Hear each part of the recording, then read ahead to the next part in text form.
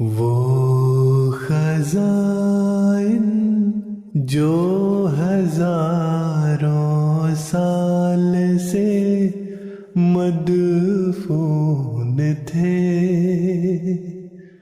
اب میں دیتا ہوں اگر کوئی ملے امیدوار، کوئی ملے امیدوار۔ اعوذ باللہ من الشیطان الرجیم، بسم اللہ الرحمن الرحیم۔ ملفوظات سیدنا حضرت اقدس مسیح موعود علیہ الصلوۃ والسلام۔ درازی عمر کا راز۔ حضور علیہ الصلوۃ والسلام فرماتے ہیں، ہر ایک شخص چاہتا ہے کہ اس کی عمر دراز ہو، لیکن بہت ہی کم ہیں وہ لوگ جنہوں نے کبھی اس اصول اور طریق پر غور کی ہو جس سے انسان کی عمر دراز ہو۔ قرآن شریف نے ایک اصول بتایا ہے، وَأَمَّا مَا يَنْفَعُ النَّاسَ فَيَمْكُثُ فِي الْأَرْضِ، یعنی جو نفع رساں وجود ہوتے ہیں ان کی عمر دراز ہوتی ہے۔ اللہ تعالیٰ نے ان لوگوں کو درازی عمر کا وعدہ فرمایا ہے جو دوسرے لوگوں کے لیے مفید ہیں۔ حالانکہ شریعت کے دو پہلو ہیں، اول خدا تعالیٰ کی عبادت، دوسرے بنی نوع سے ہمدردی۔ لیکن یہاں یہ پہلو اس لیے اختیار کیا ہے کہ کامل عابد وہی ہوتا ہے جو دوسروں کو نفع پہنچائے۔ پہلے پہلو میں اول مرتبہ خدا تعالیٰ کی محبت اور توحید کا ہے۔ اس میں انسان کا فرض ہے کہ دوسروں کو نفع پہنچائے، اور اس کی صورت یہ ہے کہ ان کو خدا کی محبت پیدا کرنے اور اس کی توحید پر قائم ہونے کی ہدایت کرے، جیسا کہ وَتَوَاصَوْا بِالْحَقِّ سے پایا جاتا ہے۔ انسان بعض وقت خود ایک امر کو سمجھ لیتا ہے لیکن دوسرے کو سمجھانے پر قادر نہیں ہوتا، اس لیے اس کو چاہیے کہ محنت اور کوشش کر کے دوسروں کو بھی فائدہ پہنچاوے۔ ہمدردی خلائق یہی ہے کہ محنت کر کے، دماغ خرچ کر کے ایسی راہ نکالے کہ دوسروں کو فائدہ پہنچا سکے تاکہ عمر دراز ہو۔ اما ما ينفع الناس کے مقابل پر ایک دوسری آیت ہے جو دراصل اس وسوسہ کا جواب ہے کہ عابد کے مقابل نفع رساں کی عمر زیادہ ہوتی ہے اور عابد کی کیوں نہیں ہوتی۔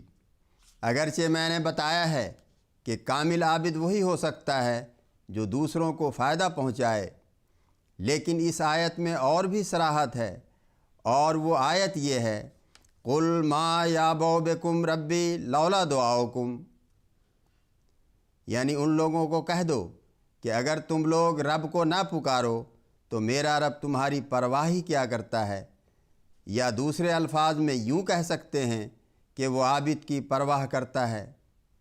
وہ عابد زاہد جن کی بابت کہا جاتا ہے کہ وہ بنوں اور جنگلوں میں رہے اور تارک الدنیا تھے، ہمارے نزدیک وہ بودے اور کمزور تھے، کیونکہ ہمارا مذہب یہ ہے کہ جو شخص اس حد تک پہنچ جاوے کہ اللہ اور اس کے رسول کی کامل معرفت ہو جاوے، وہ کبھی خاموش رہ سکتا ہی نہیں۔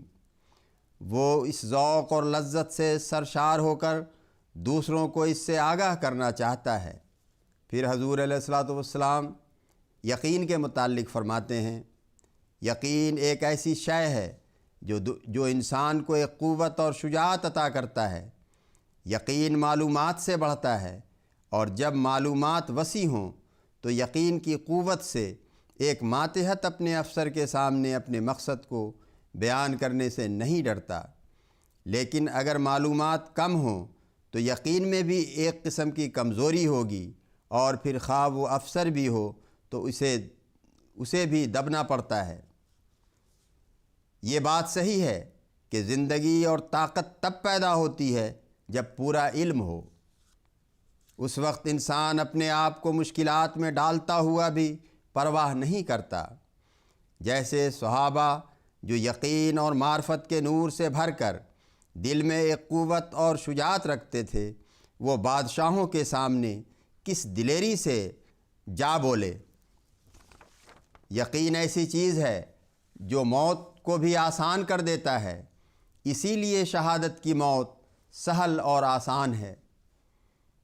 اگر ایک پکے مسلمان کو قتل کی دھمکی دی جاوے تو وہ قتل اس کو سہل معلوم ہوگا۔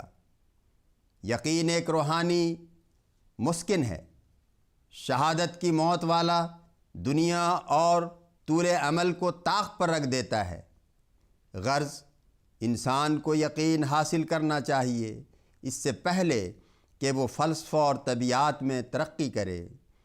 اے کہ خواندی حکمت یونانیہ حکمت ایمانیہ رحم بخاں، جس نے حکمت ایمان نہیں پڑھی وہ مردہ پرست ہی رہا۔